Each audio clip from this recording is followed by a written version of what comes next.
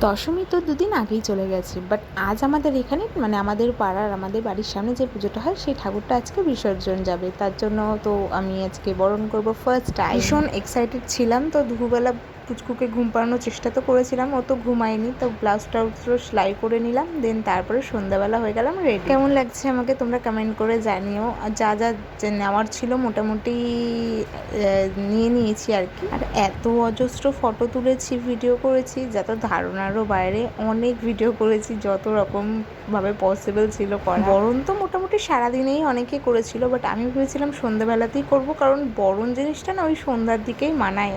তাছাড়াও একটুখানি সাজুগুজু করবো না, বরণ করবো, তা কখনো হয়? তো এখানে রেডি হয়ে গেছি, লাইন টাইন দিয়েছিলাম, তারপরে পাশে একটা দিদিকে ধরিয়ে দিয়েছিলাম থালাটা, ওনাকেই জিজ্ঞেস করে করে সমস্তটা তাও করেছি। আমার এখানে অনেক পরিমাণে ভুল ত্রুটি হয়েছে, যেহেতু ফার্স্ট টাইম করেছি। পরের বছর মাকে মনের মতো করে বরণ করব। তারপর আমি একটুখানি ধূপকাঠি মোমবাতি জ্বালিয়ে আরতি বলে আরতি করে নিলাম। দেন তারপরে তো পুজো শেষ হয়ে গেল। আবার অপেক্ষায় থাকবে মানুষ 365টা দিনের। আবার কবে পুজো আসবে, আবার কবে এরকমভাবে সাজুগুজু করে ঘুরতে বেরোবো, আবার এই জিনিসগুলোই রিপিট হবে, আবার 1 বছরের অপেক্ষা। তো চলো, তোমাদের সাথে তো নেক্সট ভিডিওতে দেখা হবে। ওকে, বাই।